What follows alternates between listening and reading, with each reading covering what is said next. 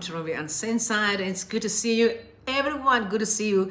I just want to ask you, if it's your first time to come across this channel, I'm asking you to make sure that you subscribe and also turn the notification button, because every time I'm on, you'll be notified immediately. And if you're my regulars, the people that I love, my buddies, I want to say thank you so much for sticking around and just have some good time with me.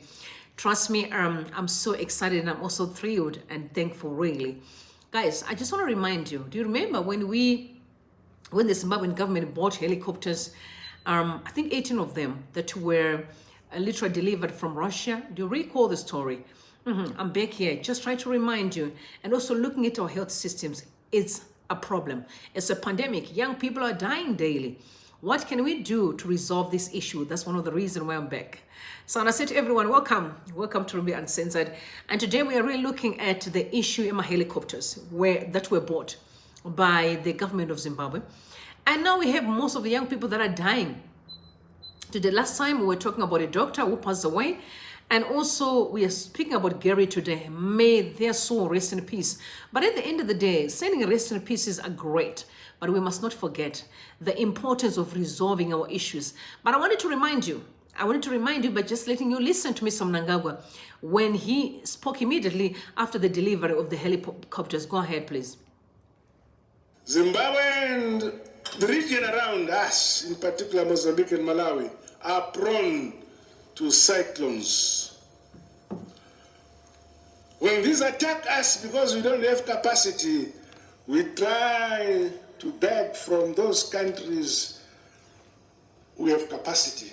Yes, of course, South Africa, our neighbor here, they have capacity, they come and help us. But today we stand tall with these helicopters, because when these cyclones strike us again, look at this capacitation. MNANGAGWA defended his country's support for Russia at a time the West is seeking to isolate Moscow for its conflict with Ukraine.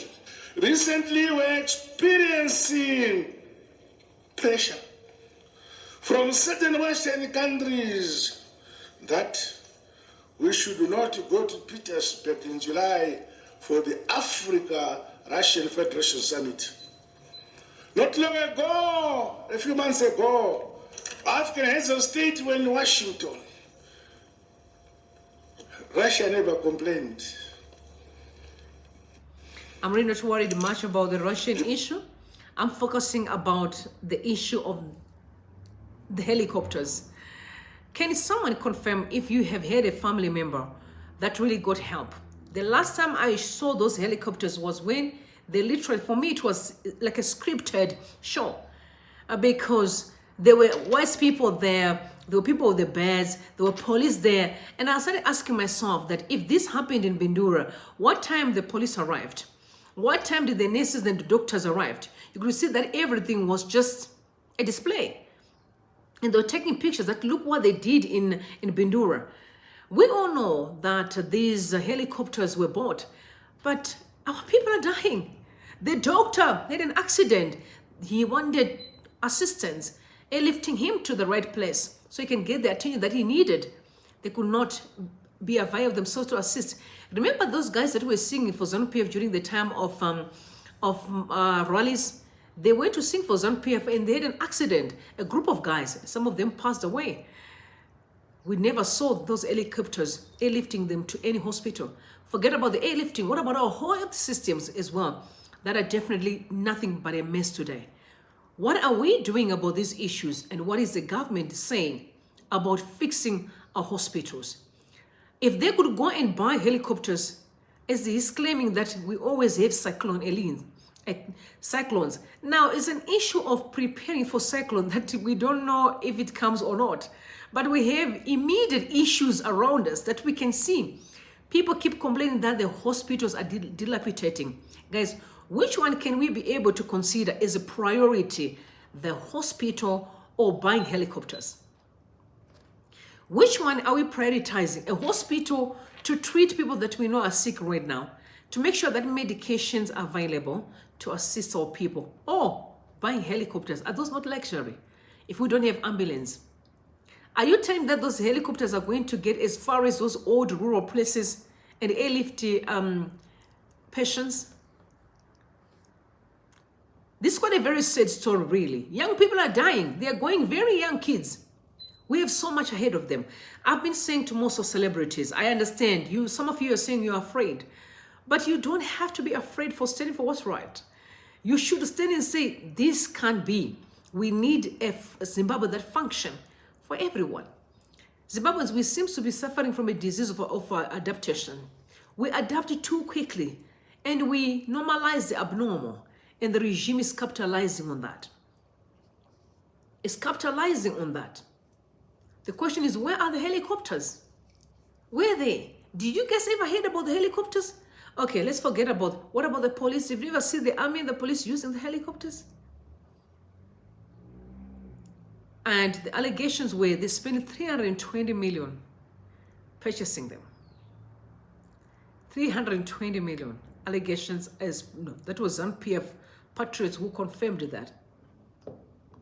Are you surprised why people say MNANGAGWA Uchi, ED Uchi? Are you surprised? I'm not surprised. I'm really not surprised. And I thought, guys, we need to raise our voices. Gary's gone. The doctor, many people that are dying daily. They're dying daily. Our roads are nothing but a mess. And we are not asking the right questions. And Ostalo said, our healthcare system needs immediate attention from the government through adequate funding for the improvement of existing infrastructure, the construction of new modern health centers, the provision and availability of medicines and drugs, ambulances must be at all levels of society. The remuneration of medical professionals must be taken seriously. And it's very sad in a way, because the more we leave this hospital dilapidating, the more work we are going to do. You know, I've seen, okay, I am a practitioner, for those who didn't know, okay. I've gone to houses where I'm saying to myself, if you were cleaning, or if you just see that the hinges are broken and you just fall and say there's something that needs to be sorted out, people could help. But if you're not fixing those little things, before you know it, the whole place is broken. But we are waiting until when to fix the hospitals. Because every day, something's breaking. The beds are broken. Imagine if we were maintaining what we have, including the roads too. If we're maintaining the roads, seeing that there's a pothole, we go immediately to fix the pothole. But now everywhere potholes. I remember this when I travel home sometime. They took me from the airport. Yeah, listen, I went home and I slept because and I'm not, listen, I'm very respectful. Because the roads, my potholes are chai. But imagine if we're maintaining one small little pothole, we close. We're not saying that they couldn't be, because they're roads. Definitely they're being used by people every day. But we left them until it's a mess. It's the more money we are going to invest to fix, rather than just fixing the little things that we have right now. I think it's about time for us to amplify our voices and say it is enough. I know these people are adamant. That's why they always throw threats, at us, so that you don't speak, don't say anything that is important. We can eliminate you fast. But that's not how it works. We really need to save lives, because you and me, we are not safe. But I want to go through the comments here. Code Carbon said, ZANU-PF lacks the skill set or desire to restore any services for the benefit of the masses. They remain focused on self-enrichment and praise singing for their chief looter, MNANGAGWA. There's one thing that I realize, we suffer from understanding that success doesn't come by cutting corners. That's not how you succeed. It's a process. I can see people try to loot and loot. No, easy come, easy go. The same way you looted, the same way that you're going to lose them. Let's follow a process and do what's right for us and for everyone, for every Zimbabwean. Muranga said ambulances are run by city councils, which ironically are under your control for the past 23 years. This is a ZANU-PF supporter, definitely. Health shouldn't be prioritized if the critics are not solving anything. This is the only ministry that requires a unity of purpose, not political banter. But the problem is, it's a ghost account.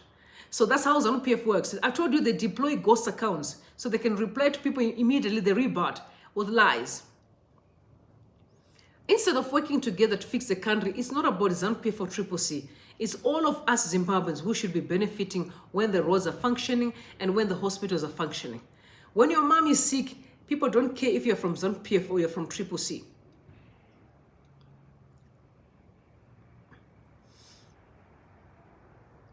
Some are actually issues because of sanctions. Again, another toxic rhetoric. It's not sanctions. We are a rich country. If people were able to buy aeroplanes for 320 million, what does 320 million US dollars do to the hospitals? How many ambulances were we going to buy? How many roads were we going to fix? So we should ask ourselves the right questions. But again, it's always an issue of trying to hide under sanctions rhetoric. In sanctions, we can fix that, aren't we?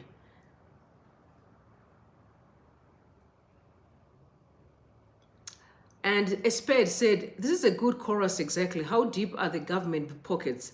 Let's start by trimming Member of Parliament allowances and benefits because those are wasted resources. And let's buy everyone a Polo or Honda Fit, reduce allowances, then divert those funds to productive areas. That's a very good point right there. But the challenge now is, this person is a ZANU-PF who's talking, rebutting, replying to Ostelos, upset.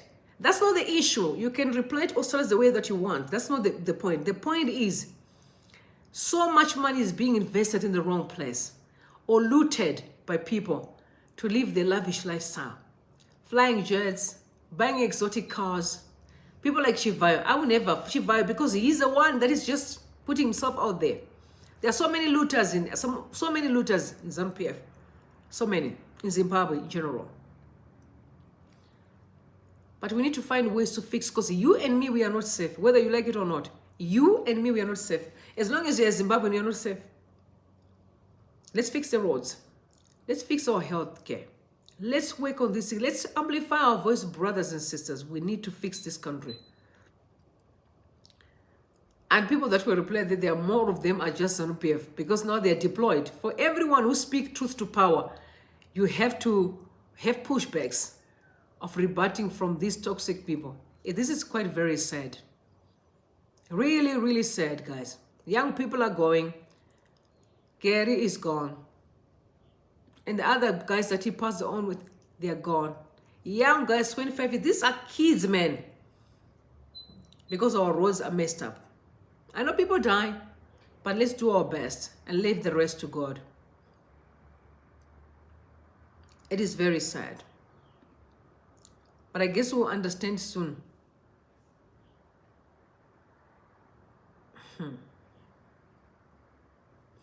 Don't forget that Nelson Chamisa is the legitimate president for Zimbabwe. Don't forget. Okay. Must not forget.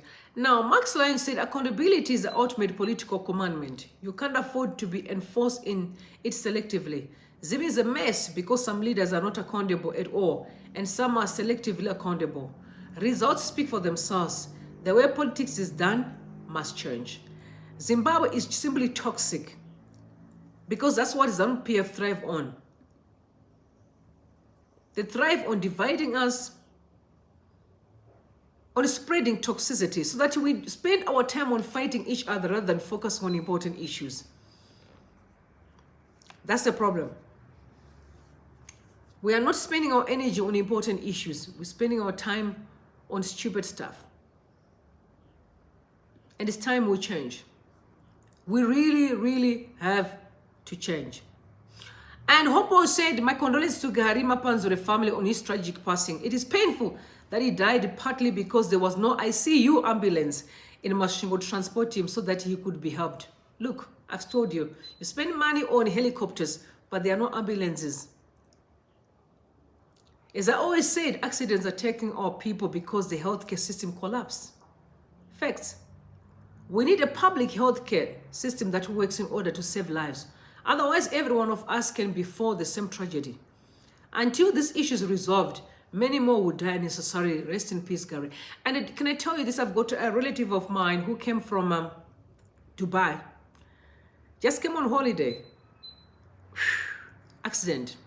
Do you remember a family that came from the UK to bury someone? And there were about 3 or 4 of them. They passed on and they went to be buried in the UK. Do you remember them?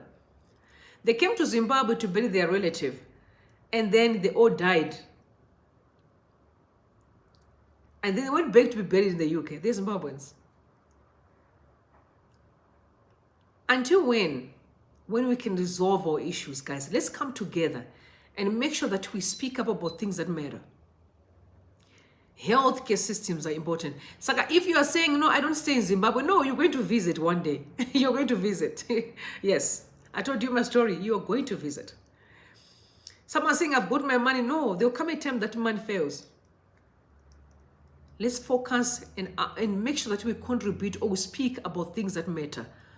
Hospitals must be sorted, whether you've got money or not.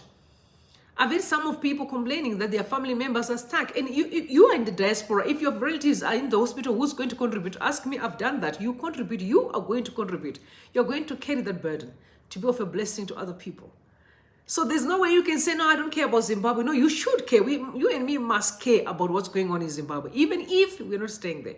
It's our home.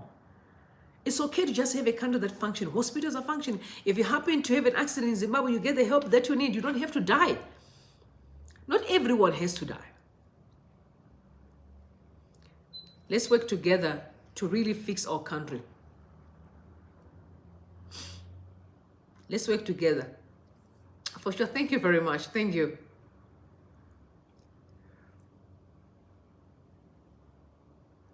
So they are saying that there was an ambulance that wasn't there, an ICU ambulance. You know, those mobile ambulances. It wasn't there to assist Garry. That's why he went to be with the Lord. Surely, guys, we can work together and fix the country. That's all I wanted to say. Talking about this helicopter and ask where are they? The health system is collapsing. Mr. MNANGAGWA and your government. And I was expecting this to be spoken in Parliament. But no. People were not talking about those issues that met. I swear, I've got this beautiful child here that just come to... I love you. Please...